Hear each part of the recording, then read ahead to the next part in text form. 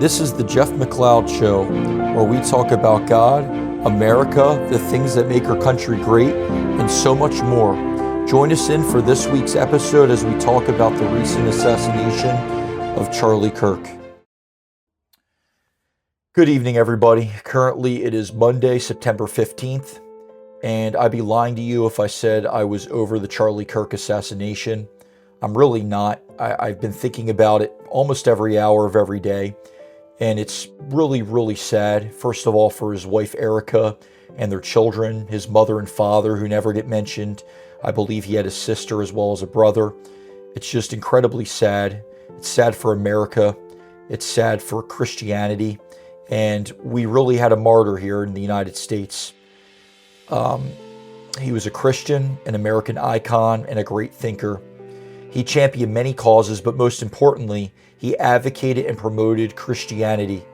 He said in a recent podcast in response to a question about what he wanted to be remembered for when he died, in quote, "I want to be remembered for the courage for my faith. That would be the most important thing. The most important thing is my faith."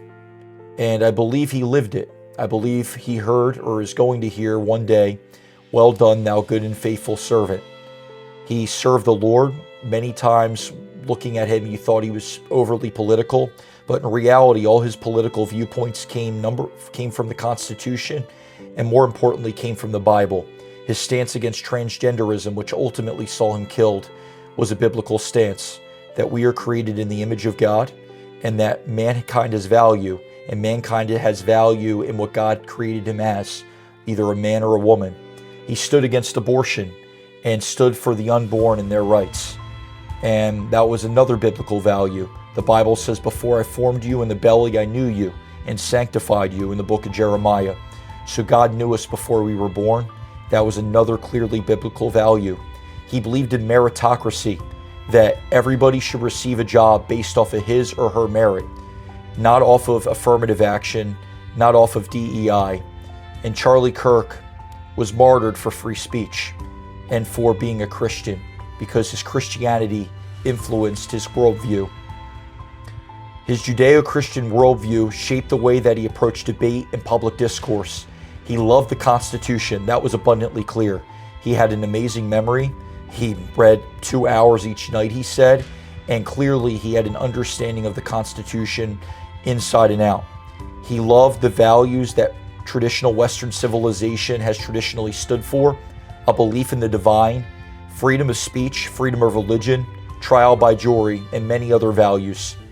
Like I said, he advocated for meritocracy heavily. That was a word he used, and I couldn't agree more with that. And he's being attacked for that as a racist, but being for merit over a skin color is actually inherently less racist, but by their aptitude, by their skill. Unfortunately, his strong stand on biblical truth, particularly the fact that gender is isomorphous, that means it's not malleable, it stays the same, was a major contributing factor to his assassination. This was all because he wanted people to accept themselves for who God created them to be. As any Christian would espouse, we want people to be happy how God created them to be, because that's the only way they're going to find happiness. Trying to change your gender to a mold because society tells you to do so is wrong. And you see, this man clearly had mental issues, Tyler Robinson. He ended up shooting Charlie Kirk and assassinating him. And it was because he couldn't handle the truth, and because he had a mental illness. This simple truth led to his assassination. And we're going to look at Charlie Kirk this evening through a variety of lenses: from a Christian perspective, from an American perspective, from a conservative perspective, and from just a debater from a free-thinking perspective. And we're going to see what a great man he was, and how we want to live his reputation, and how personally I want to do more for our country, and I want to do more for the cause of Christ. I know right now many Americans are grieving the loss of an American icon who simply peacefully debated Americans through discourse. His goal was to influence the young people to turn, number one, to God, and number two, turn to conservative values. Many of them didn't, by the way, but he was always respectful. It was interesting in a podcast today. Actually, it was the Charlie Kirk show, and it was hosted by Vice President J.D. Vance. He said a remarkable quality that Charlie Kirk had was he saw the person, not just the stances that the person stood for. So, for instance, when J.D. Vance debated Governor Mike Walz, Charlie Kirk asked Senator Vance after the debate, what was Governor Walz like? And Senator Vance said he actually seemed like a decent person. We didn't agree with anything, but he seemed like a good, decent person who liked debate. And that's who Charlie Kirk was. He saw beyond the politics, and he saw every single person as a human being created in the image of God who had value. And whether he thought they were right or whether he thought they were wrong, he put value into their life. And he believed that every single human being, regardless of their opinion, had value in the sight of God. So right now, his light on campuses will not die. I want to say that. His light will not die. There are millions of patriots right now, young people, Gen Z, millennials, that were inspired through his life. I'm sure many of you went through social media and you saw scores of people that you follow on Instagram, on Facebook, maybe on TikTok, on Snapchat, who are heartbroken right now over the death of Charlie Kirk. And may that stir us to action. It's enough to be sad. Many people, I don't remember the time, but many people were sad about 9/11, but it didn't last long. We need this to last long. We need a spiritual revival, number one. And number two, we need to show people their error. And not just their error, we need to be open to having debate and civil discourse again in our country. Because without it, we're going to have a civil war. And I mean that. And it might just be an ideological civil war, but a lot of times ideological civil wars spill over and they end up becoming physical. And I would hate for that to happen. So we need to have light on these universities and campuses. We need to be willing to have tough discussions about different issues. His light on these campuses won't die because he advocated for the truth. And we know that truth stands. Charlie Kirk said he would all the time ask people, how do you define truth? Where does your truth come from? And his ultimate answer was the Bible. For without the Bible, man is the arbiter of truth, and there is no truth. And this is what the Bible says. And ye shall know the truth, and the truth shall make you free. And that's in John 8:38. Both he and his Savior spoke to hostile crowds. Jesus spoke to Pharisees and Sadducees and very educated people who were hostile against him. And he spoke with peace and love. And at times he was firm, because at times you need to be firm. You can't be pushed around, but you can also be loving at the same time. And Jesus liked discourse, right? He talked to Nicodemus. He talked to different intellectual people in Israel, and he debated with them. So did the Apostle Paul. And ultimately, Jesus was killed for loving people and for speaking the truth. And so is Charlie Kirk on Wednesday morning at around 12:23 p.m. in Utah. He was killed because of the truth. Because of the truth that a man is a man and a woman is a woman, and we're created in the image of God. That was the truth. He wasn't violent. He wasn't stirring violence up against people that are transgender or who subscribe to that ideology. All he did was speak his opinion, and he was murdered. And quite frankly, I believe he was martyred. Martyred for, first of all, his Christianity and his beliefs, and martyred for his conservative beliefs as well. So right now, we're at a crossroads in our country. We're going to decide, and you don't have to agree with me. Many people listening to this are probably conservative and you don't believe in God, and that's your right, right? He was in a crowd with a lot of Mormons, and we don't agree with Mormonism, but he could agree to disagree in places. So you have your freedom of choice. You can be whatever religion you want to be.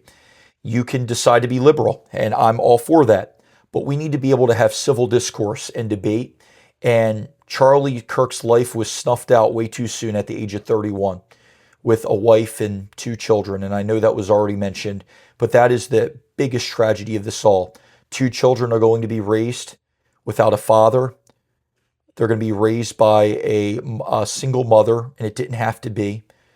A mother lost her son far too soon, and a father also lost his son. And that's the biggest tragedy of this all. And that's something as an American that no one should be for. No one should be for a child losing their parent. Those children aren't really even going to know him apart from videos. And that's the real tragedy. He was a brilliant man. You can disagree with him, but you can't say that his life didn't have value. I know many right now, Americans right now, are grieving the loss of Charlie Kirk. And believe me, I'm with you. But at the same time, we can't replace hatred with hatred.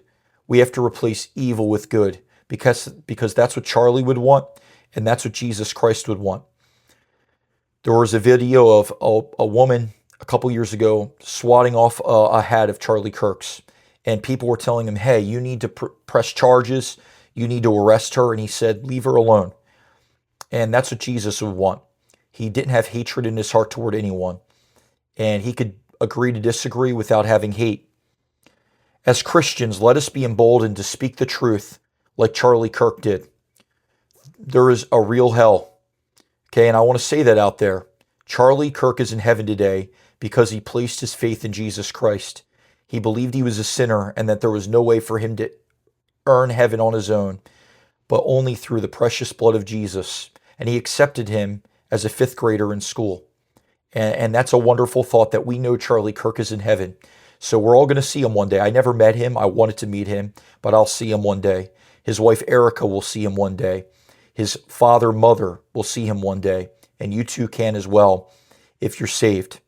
We certainly don't wrestle against flesh and blood, but principalities. We wrestle against demonic forces. It's demonic to believe that a man could be a woman, because what we're doing is we're saying, God, I don't believe that I was created right in your own image. It's demonic to say that abortion is okay and that murder is justified. When cells are living, they achieve our DNA immediately. And you are who you became at conception. And that is statistical. That's a fact. That's not just Bible. Okay, that is science. And that's not debatable. And we're offering a lot of children to Molech. Just because we're not doing child sacrifice like they did hundreds of years ago doesn't mean we're doing it today, not doing it today. And you might think I'm extreme, but it's the truth. And Charlie expressed that view as well. And he's dead for it. And you can disagree with me all you want. You can be okay with it. And that's your right as an American. But to kill somebody for that belief is wrong. Our job as Christians is to turn men from darkness to light. And there's a dark world out there. Our country is a dark place. It's not the country I grew up in. And I'm only 26, soon to be 27. It's not the same country. It's different in the last 10 years. There's a lot of vitriol. There's hatred. There's animosity toward the other side. And I want to say God loves everybody. He does. And he wants you to accept him. And Charlie Kirk would want that as well. It's the biggest thing he would have wanted. As conservatives, this was the second thing. He was a Christian first and a conservative second. As conservatives, let's ignite the fire of our republic again by being open to debate, especially with our nation's young people. Let me tell you, Gen Z is open. They're open to Jesus Christ. Gen Z is searching. They're open to conservative values. This election cycle had the largest conservative generation since like the 1960s. And that's largely because of Charlie Kirk. He was willing to have tough discussions and he was willing to learn. By the way, you're not always right when you debate. Everyone has to come in and accept that they have biases and that they could be wrong. And he would admit when someone else had a good point. I was listening to a YouTube video recently with him, and he was debating somebody over gun control. And he admitted that the person had a very good argument. And you can admit when you're wrong. As an American, we have to be willing to accept at times that we're wrong. That's the only way that we can have fair debate and open debate. I know America is certainly not saved by politics, but we can use politics and reasons in a way that can open the hearts of the next generation to seek truth. He always had an answer behind what he did. Legitimately, I would listen to him because there were times where I was unsure about a subject. And I didn't agree with him by any stretch of the imagination on everything. But I would say on 90 to 95% of the issues, I agreed with him. And even the areas I didn't agree, I'm a little bit different on gun control. I'm a little bit different on illegal immigration. But even the areas where I didn't agree, I could see his points and he could explain them very articulately. And I want to be able to do that. Um, and we need to be able to explain things. It's not enough to just say, my side's right, your side's wrong. Why is your side right? Why is your position right? Why is your belief system right? Do you have logic behind it? Do you have logic behind why there shouldn't be open borders? Why maybe you're for gun control? Why? Maybe you're against it. Why you're for the Second Amendment? You should have reasons behind why you do what you do. And as an American citizen, we are responsible for that. We've been given a lot. Thousands, hundreds of thousands have died for our freedom. What are we doing with it? They died for us to have civil discourse. They died for us to be able to talk about hard and difficult issues. They died for this. And there are many people, and not liberals, but leftists, that want to take away the right for us to be able to discuss and to be able to have free speech. Free speech is the linchpin of a free society. Without free speech, you have no free society. Without free speech, you have no freedom of religion. Without free speech, you don't have a right to trial by jury. Everything hinges on the First Amendment. And without it, our country is shot. Without it, we will have a civil war. Without it, we will be overrun by enemies from without. But with free speech brings freedom. We don't have to agree. Our founding fathers certainly didn't agree. They didn't agree. There were Federalists and there were Anti-Federalists. There were people who were for the Constitution. There were people such as Patrick Henry that were against the Constitution. They didn't agree with it. They thought it was too strong federally.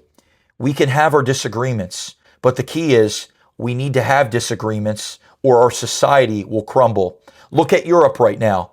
Europe is crumbling under the guise of hate speech, that there's hateful speech that somehow endangers other people and brings danger to other people. Charlie Kirk spoke against transgenderism, and apparently the role was flipped, and he was the one that people were violent against. And it's up to us to have free speech, to have dialogue, to have debate. And for us, and I'm not even talking, you can have a different opinion than me, but we need to be open to free speech and free dialogue, because the moment that dies is the moment the United States of America and its ideals and the Bill of Rights established in 1791 and our Constitution established in 1789 and the Declaration of Independence, which declares that all men are created equal, from 1776, those documents no longer matter, because those founding fathers realized what it meant to have free speech. And Germany no longer has it. England no longer has it completely. It's limited. And when free speech is limited, you no longer have free speech. It's censored. And that's what Charlie brought to the table. He loved free speech. He loved dialogue. He loved discourse. And we need to love it too as Americans. For us to carry on Charlie Kirk's legacy, don't get in somebody's face. That's not going to help anything. Don't be an ignorant conservative who doesn't know how to answer their positions or explains things with logical fallacies. Be intellectually honest. Don't attack. Don't name call. People on the left are guilty of that. People on the right are guilty of that. And don't call people fascist or Nazis. When we call somebody a Nazi or fascist, when people on the left do that, I'm just going to send a warning. No duh, violence happens, right? People associate Donald Trump with Hitler. Hitler hasn't killed 6 million Jews. People associate people like Charlie Kirk, who's a Trump supporter, with Hitler and Mussolini. That is completely unacceptable. It's un-American. It's un-American for me to call Joe Biden a fascist because he's not a fascist. It's equally un-American and just straight up a lie and defamation for me to call a conservative a fascist. We need to get back and stop the name calling on the right. We shouldn't be calling people fat pigs. We shouldn't be calling people names that we don't like, but we should have debate. And that's what Charlie did. He didn't resort to ad hominem attacks. He didn't resort to false arguments.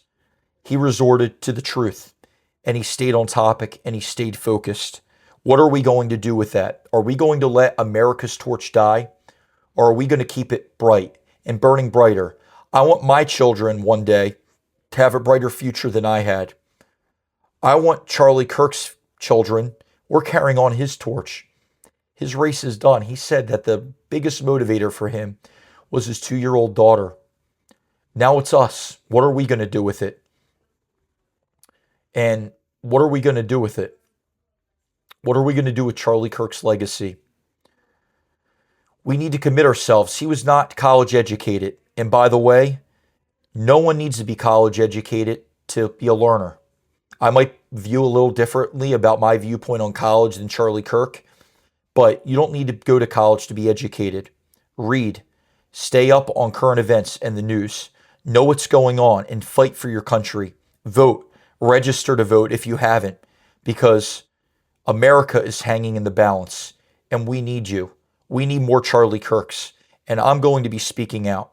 I've been political, but my voice has been kind of quiet recently.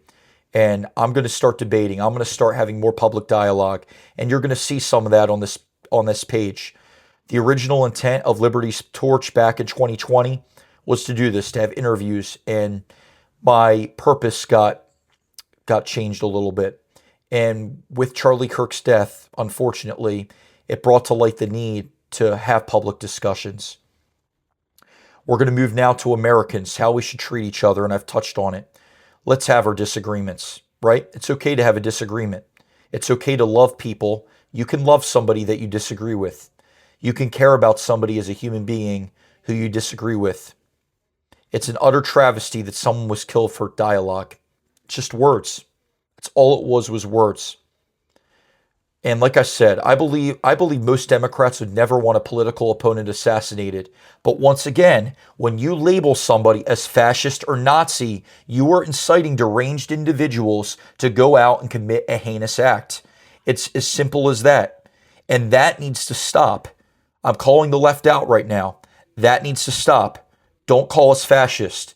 Fascist or National Socialist. There are no people that are nationalist and socialist. Donald Trump is certainly not a socialist. He is a nationalist. He's not a socialist. Many of you on the left are socialist, and that's okay. You're not nationalist. Nobody today is definitionally a fascist. Let that be said. You don't know what fascism is if you call someone a fascist today. No one is a Nazi. No one's calling for the extermination in America of an entire people group in the United States. No one is. 6.5, 7 million Jews haven't died, right? There's no ethnic cleansing going on in the United States. There's some law enforcement. There's no ethnic cleansing. So stop calling us Nazis. I'm tired of it. And that resulted in Charlie Kirk's death. I don't believe any of you watching wanted him to legitimately die. But that type of dialogue and name calling and defamation of a person's character when it's clearly not true, calling somebody a racist, to be honest with you, I'm at the point in my life where I don't even care, right? I know I'm not. My friends know I'm not. My friends know I'm not a fascist or a Nazi, and I know I'm not, so therefore I'm not. If you don't know somebody, don't resort to name calling because you don't know. Truthfully, you do not know, and we got to get out of that. Stop the name calling. Stop the hateful rhetoric. Stop and on the right, it has to happen too. We can't call the left names, right?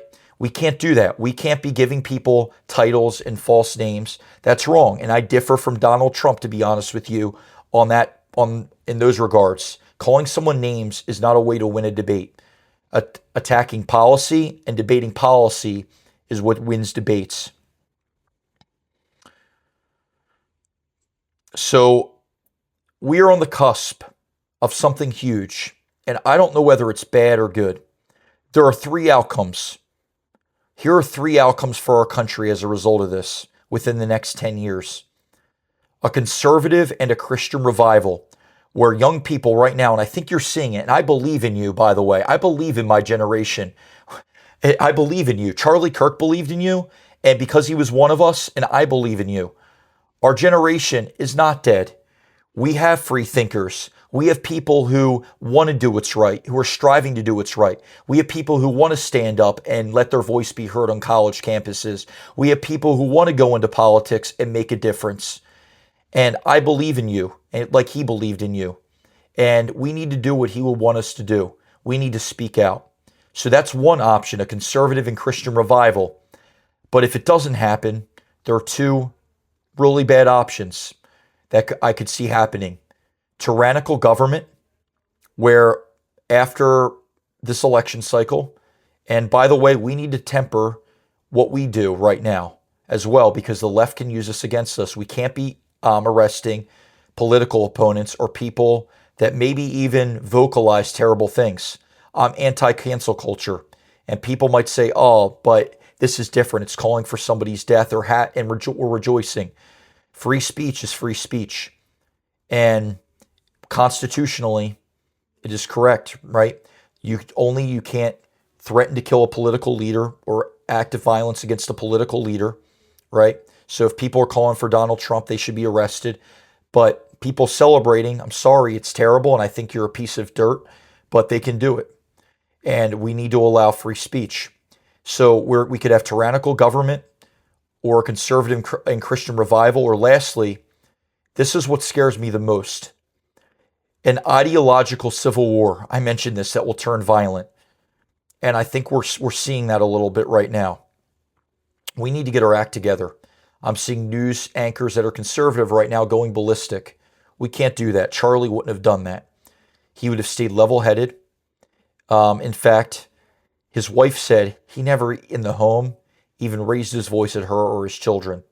And he rarely did that on college campuses. There was a couple clips where he did, but it was very rare, and it was people throwing insults against him. It wasn't anything that had to do with policy.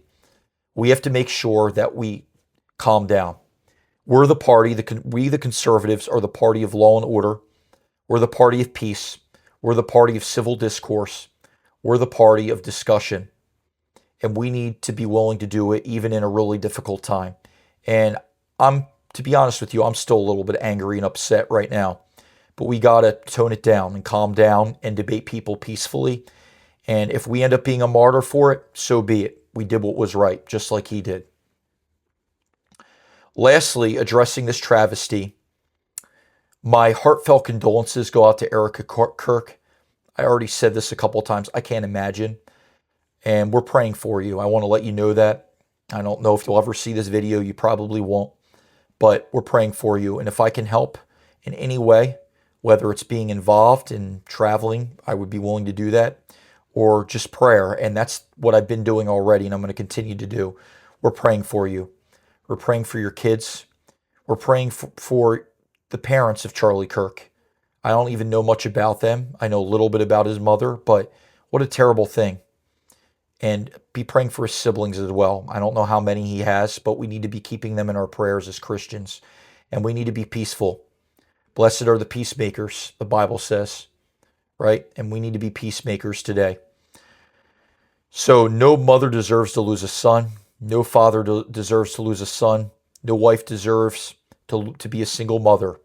No child deserves to grow up fatherless.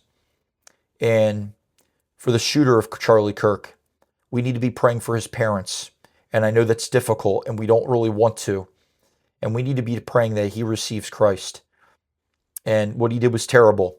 If you ever hear this, it was terrible.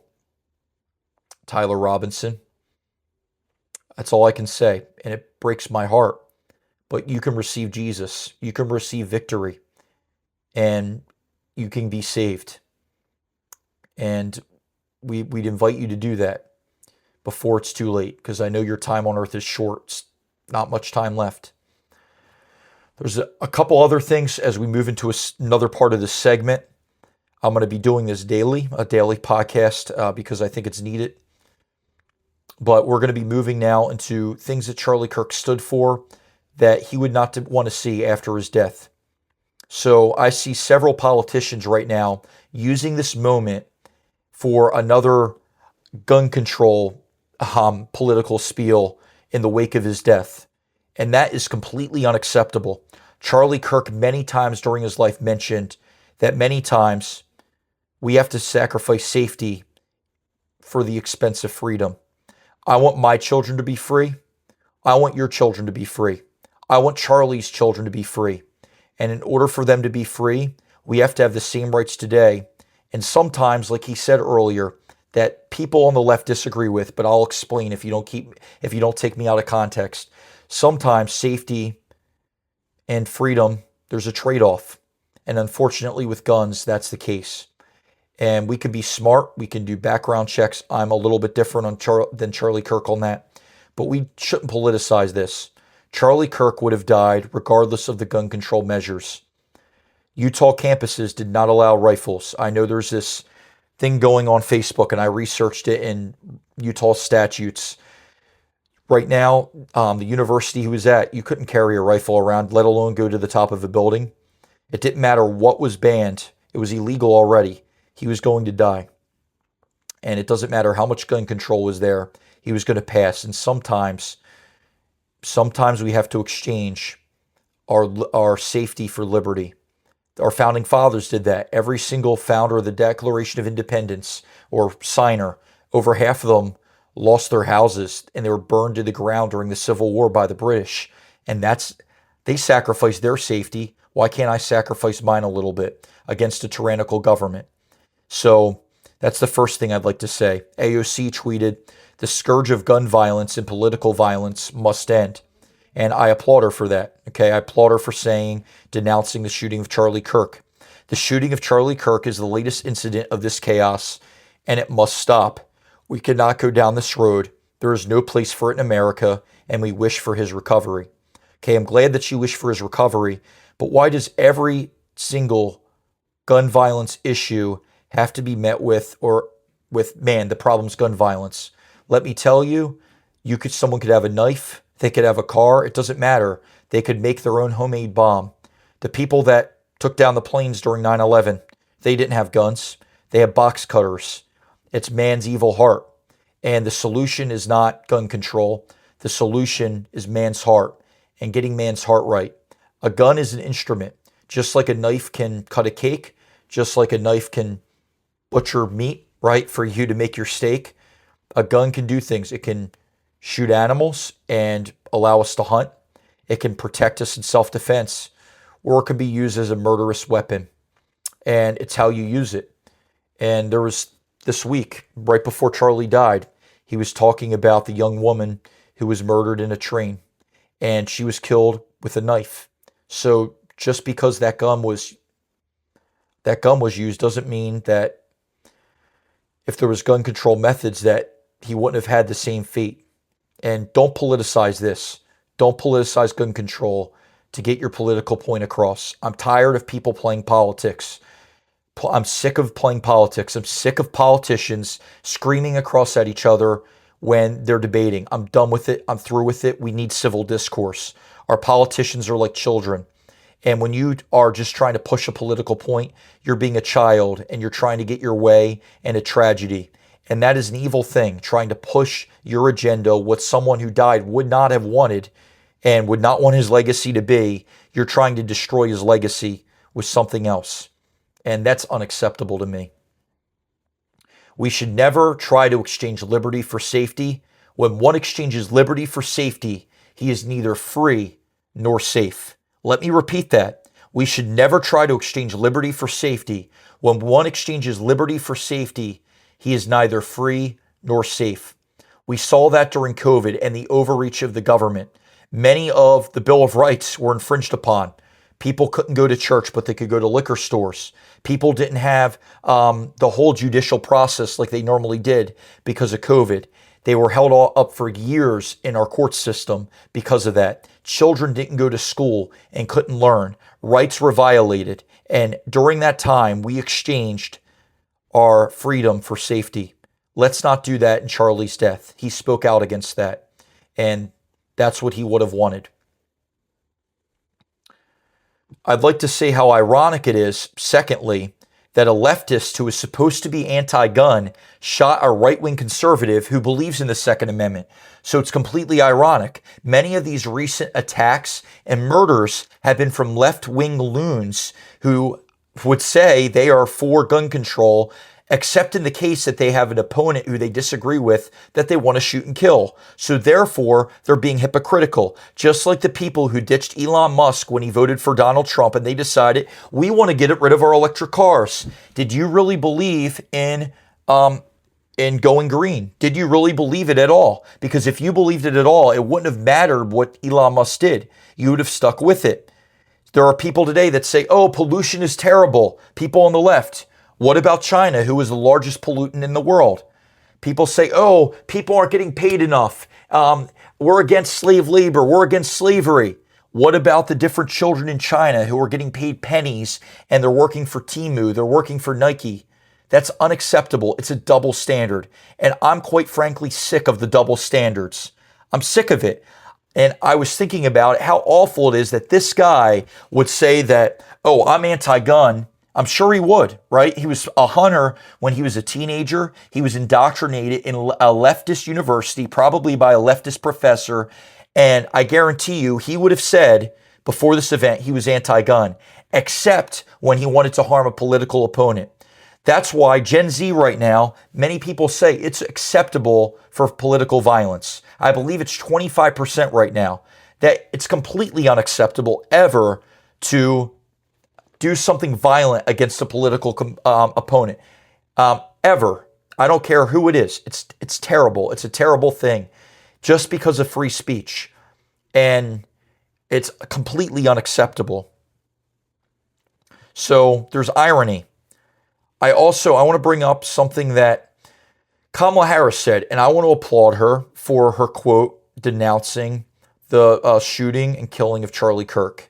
Okay, I'll give her props for that. She didn't bring up gun violence. That's a pro. So she said, I'm deeply disturbed by the shooting in Utah. Doug and I send our prayers to Charlie Kirk and his family. Let me be clear, political violence has no place in America. I condemn this act, and we must all work together to ensure that does not lead to no more violence. I want to say something right now that is important. You could have prevented this maybe. I'm not saying she's responsible, but she called Donald Trump a fascist 3 different times. She was asked if he was a fascist, and she said yes. And I have proof right here. In a town hall in Aston, Pennsylvania on October 23rd, 2024, she was asked by Anderson Cooper, do you think that Donald Trump is a fascist? She replied, yes, I do. Yes, I do. And I also believe that the people who know him best on the subject should be trusted. People that know him best on the subject? Who's she referring to? I want to know, is she referring to his supporters? Is she referring to people that are close by him and therefore calling us all fascist? I want to know that, because when you call Donald Trump fascist, you are calling, consequently, his supporters fascist. And Charlie Kirk, who is a public figure and the number one vocal supporter of Donald Trump in our country.